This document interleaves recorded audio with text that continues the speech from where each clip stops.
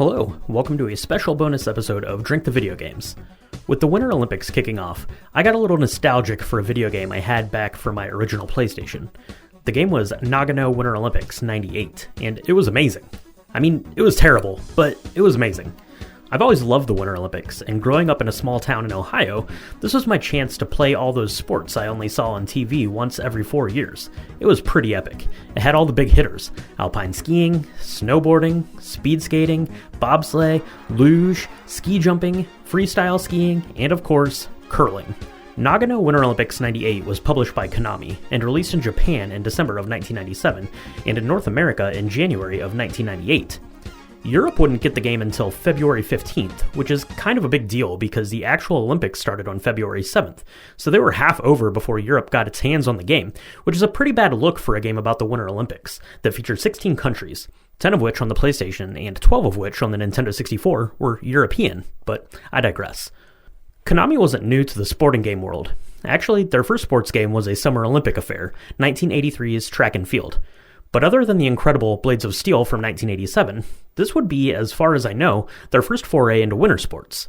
Anyways, this game, Nagano Winter Olympics 98, was terrible and I loved it. I always wanted to love the bobsled competition, but I could never get it to work right. But the ski jumping, now that was on point. All this to say, the Olympics and the nostalgia got me wondering, what was the first Winter Olympic game? Now, certainly there were unlicensed games and homebrews made featuring some winter sports for as long as there have been computers.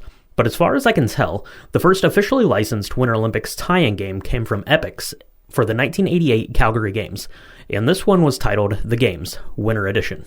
Epix had been in the video game business for quite a while, being founded in 1978. Now, they found some success with a few early games, most notably 1983's Jumpman, but when I think of Epix, it's always California Games for me. But Epix had two things going for it to get that first official Olympics game. First, they already made a Winter Olympics game, though unlicensed, Winter Games from 1984.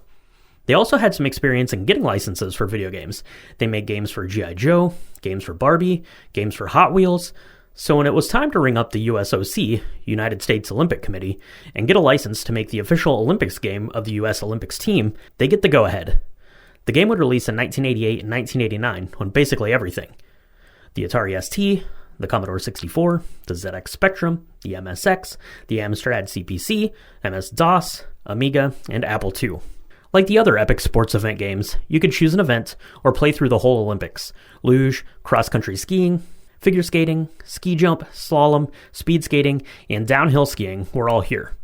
Reviews at the time actually were pretty good for a game like this. The events themselves were hit or miss, but critics praised the sound and graphics. And going off the screenshots, yeah, it looks pretty good. You can actually pick this up on Steam at the time of this recording if you need a Winter Olympics fix, because as far as I know, there's not a 2026 tie-in game. Epix would get out of the software developing biz just a few years later, after a failed handheld that would actually become the Atari Lynx, but that's a story for a different day. But I'll always be thankful to the team at Epix for kicking off the tradition of the Winter Olympics tie-in games.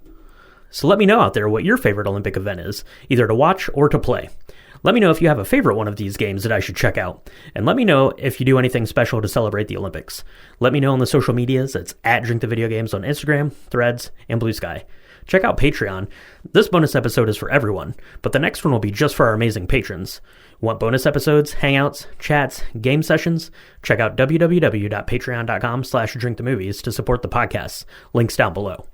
Thanks so much for joining me on this mini bonus episode. Enjoy the games, and I'll be back soon with Season 5 of Drink the Video Games. Cheers.